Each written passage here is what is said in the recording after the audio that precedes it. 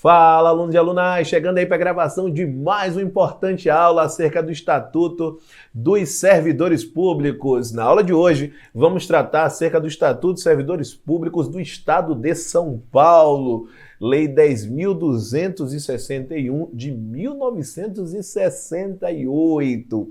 Aliás, esta lei, por ser uma lei de 68, é uma lei anterior à Constituição Federal, nós precisaremos estabelecer alguns aspectos técnicos, doutrinários de extrema importância para que você consiga desenvolver com qualidade os aspectos das disposições atinentes à Lei 10.261. Aliás, afinal de contas, esta lei ela vai ser vista apenas a partir de uma leitura? Jamais. Esse não é o grande objetivo. Aqui a ideia é seguir todas as diretrizes do método AV 4.4. Por que AV de Alan Vinícius? 4.4, porque são 4 pilares: planejamento de estudos, organização de estudos, aprendizado eficiente e inteligência emocional. O que isso quer dizer? Para que você consiga, de fato, reter o conteúdo programático, você precisa utilizar-se de técnicas. E aqui o terceiro pilar tem esse grande foco: possibilitar que você retenha o conteúdo programático. Então, resolvi colocar em prática para que você veja como esquematizar uma legislação. Assim, você deixará apenas de ler, você deixará apenas de grifar e passará a praticar atos que, de fato, vão levar você a ter um conhecimento sólido acerca do conteúdo programático atinente às legislações de servidores públicos. Olha só. Então, a primeira linha que a gente precisa entender, aqui estão as disposições. Eu trouxe para você as disposições, seja toda a parte das disposições preliminares, que envolve o título 1, desde a parte da instituição do regime jurídico, a questão de nomenclatura, até especificamente o artigo 10, que vai trazer as vedações relacionadas ao funcionário público. Aqui é de extrema importância que a gente possa tratar de algumas peculiaridades. E essas peculiaridades, elas perpassam pela ideia de agentes públicos, pela ideia de servidores públicos e pela ideia que inclusive consta na Lei 10.261, que é a ideia de funcionários públicos. Esses itens, eles precisam ser avaliados de forma técnica para que você não perca essa questão a partir da linha de disposições preliminares. Isso tem que estar muito claro. E é a partir daí que a gente precisa entender o que significa cada uma destas nomenclaturas. Olha só, a linha inicial, a linha de número 1, é o entendimento acerca de agentes públicos. Quando a gente se refere a agentes públicos, esta linha técnica é uma linha ampla. Quem é o agente público? É aquele que possui qualquer tipo de vínculo com o Estado de São Paulo. Então, os agentes públicos estaduais são aqueles que possuem qualquer tipo de vínculo, caneta brega, caneta chamativa, rosa-choque, verde cana, vínculo com o Estado. Se tem vínculo com o Estado de São Paulo, então, especificamente, é um agente público. Então, eu estou falando do estagiário voluntário até especificamente o governador. Do estagiário voluntário ao governador. Então, todos são agentes públicos. Então, essa expressão agentes públicos, ela significa, ela está atrelada a um gênero. E esse gênero possui algumas espécies. Até porque eu estou dizendo aqui que o servidor público em São Paulo, o empregado público em São Paulo, o governador, especificamente o Senado dos Deputados estaduais, todos eles estão inseridos na ideia de agente público. Então, a partir do momento que eu digo que me referi especificamente a agentes públicos, eu estou falando de um gênero, a gente precisa então entender essas espécies. Então, se agentes públicos está nessa linha inicial, nós precisamos desdobrar nas duas grandes bases existentes em relação a esses agentes. E aí nós vamos falar de logo nos agentes políticos e nós vamos desdobrar também nos agentes administrativos.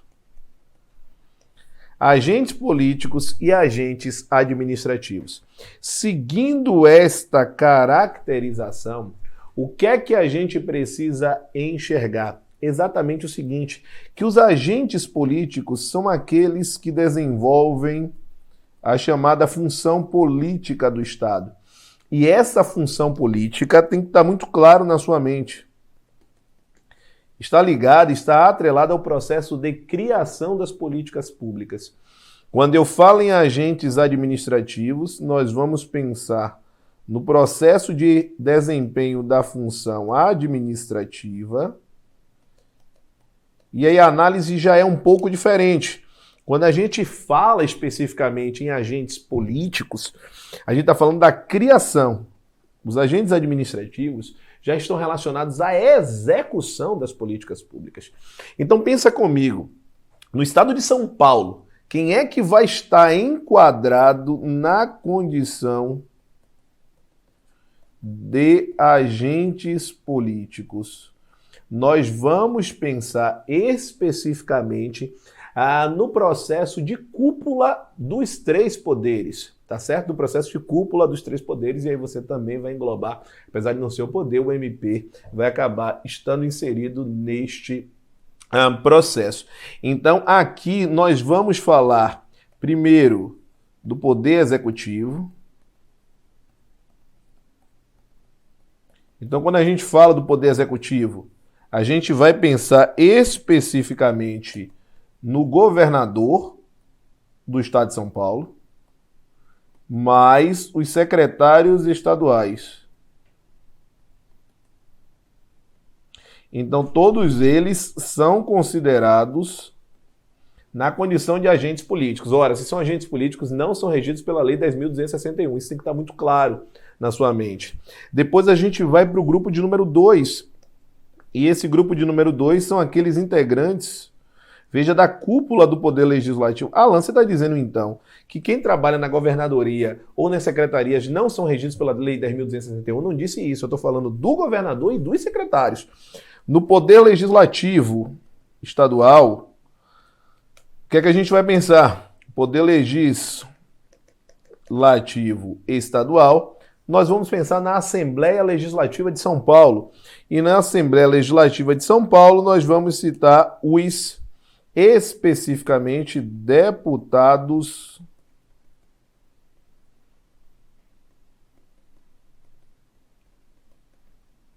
estaduais. Vamos raciocinar os deputados estaduais. Os deputados estaduais são considerados agentes políticos, então não são regidos pela Lei 10.261. Então se liga nisso.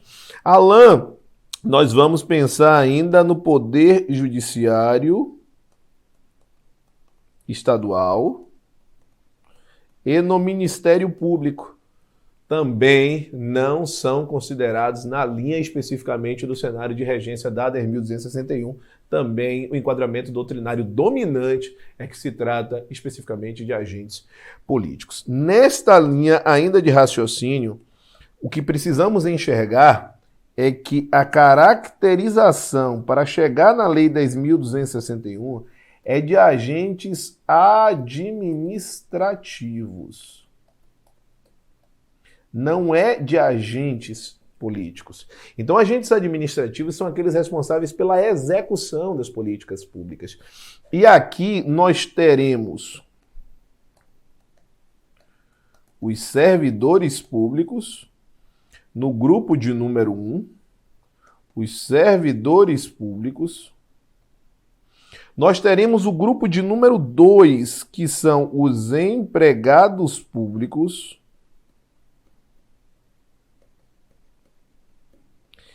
E nós temos o grupo de número 3, que são os temporários.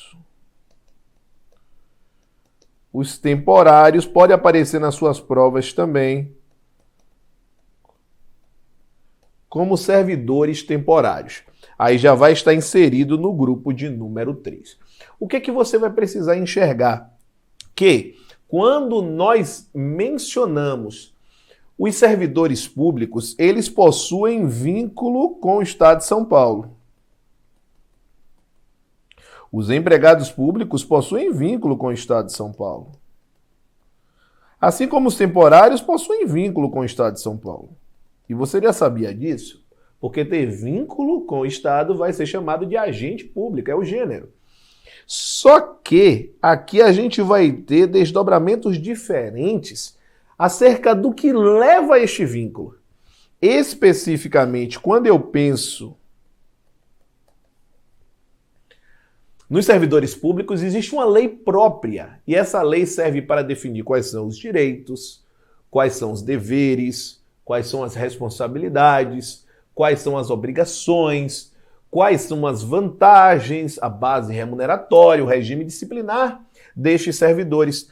Então, esta lei ela vai funcionar como um estatuto. Daí se afirmar que os servidores públicos, eles são estatutários. Eles são estatutários. Enquanto que quando eu me refiro especificamente aos empregados públicos, eles não são regidos por uma lei diferente dos trabalhadores em geral. Eles são regidos pela CLT. Então nós temos aqui um caráter seletista. Então, a Lei 10.520, ela não está relacionada aos empregados públicos. Assim como ela não está relacionada aos temporários, porque essa lei daqui, ela serve para definir os casos de contratação por tempo determinado para atender a necessidade temporária de excepcional interesse público. Então, no âmbito do Estado de São Paulo, qual é a análise que a gente precisa fazer? Então, no Estado de São Paulo, esta lei que une especificamente os servidores públicos ao Estado de São Paulo, que estabelece esse vínculo, é a lei, só que é a Lei 10.261. Então, a Lei 10.261 de 1968, ela estabelece, veja, como te falei, se trata de um estatuto. É o Estatuto dos Servidores Públicos do Estado de São Paulo. Com um detalhe de extrema importância e que você não pode perder a questão. Se a gente analisar exatamente o que está escrito, e aí eu remeto ao início, olha o que eu disse, dispõe sobre o estatuto, só que veja que o termo que está é dos funcionários públicos. Olha o termo, dos funcionários públicos. E aí, a gente precisa estabelecer uma questão temporal.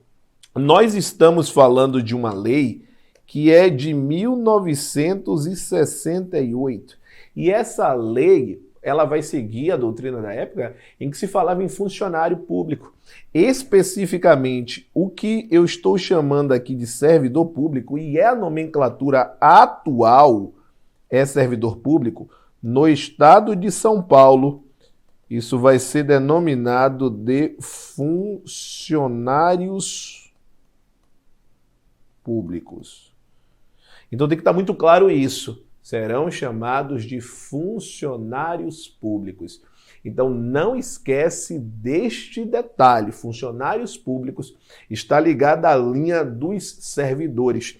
Então, Toda vez que você lê a expressão funcionário público, você vai raciocinar ao servidor estatutário. Então, a linha é a Lei 10.521, 10.261 de 1968, ela vai estar relacionado aos servidores públicos, ou seguindo a nomenclatura da lei, aos funcionários públicos, só que não é qualquer funcionário. É o segundo detalhe importante: civis do Estado de São Paulo. Chamando a atenção que quando eu falo deste funcionário, qual é a definição adequada? E aí você vai entender que a pessoa legalmente investida em cargo público. Então, se está investida em cargo público, vai ser considerado no âmbito do Estado de São Paulo como funcionário público, chamando a atenção que os empregados públicos eles vão atuar no âmbito especificamente das empresas públicas estaduais, das sociedades de economia mista estaduais. Não vão estar situados no mesmo âmbito especificamente dos servidores públicos, até porque pelo regime constitucional atual, e aí a gente vai precisar estabelecer esta simbiose entre o regime constitucional atual e os aspectos que ainda estão vigentes da Lei 10.261 de 68, tá certo? Então não esquece disso. E aqui eu preciso chamar a atenção que quando eu falo especificamente deste cargo público, destes funcionários, nós temos a questão da abrangência. E na linha da abrangência, o entendimento, ele vai estar ligado ao seguinte, que essa lei, a abrangência do que, Alan?